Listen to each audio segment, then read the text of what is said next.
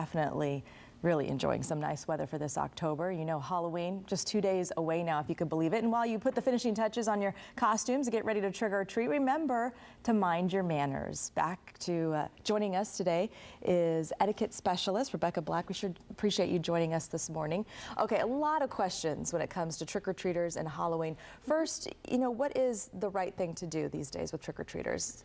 Well, let's talk about the little ones. And before we talk about respect and all of that, the biggest question or the most asked question is how old? How old is too old for How old is trick-or-treating? too old?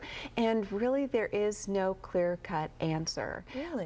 If you want to go out trick-or-treating, you better dress up. So if you feel that's still uncomfortable, the common rule. If you feel uncomfortable in a costume, then you must be too old. Right. Okay. And is the rule still, you're only going to get candy if you're in a costume? Right. Okay. You should.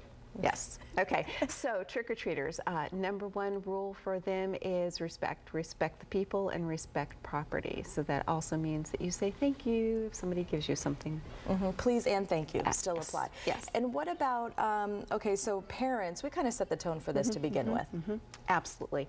3 players in this party, and it's the trick-or-treaters, parents, and the homebodies, which we'll talk about in just a second. But parents, use this as a teachable moment, because it is. Set the stage ahead of time, talk to your children, give them the rules of the road. Don't walk through flower beds, over grass, anything like that. I actually had a good question from my kids last year, and because I always tell them not to talk to strangers. And they said, well, all of these people are strangers that we're talking to. We're walking up to the door and we're saying, hi, we don't know you, will you give us candy? Any advice for parents on how to have that conversation and, you know, set it apart?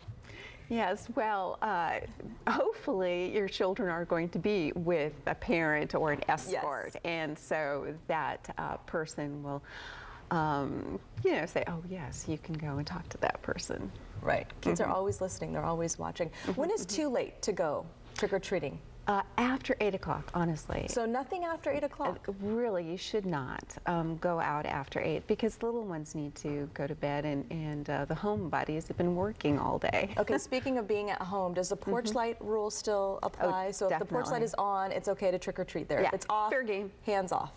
Yes. Lights out, no knock.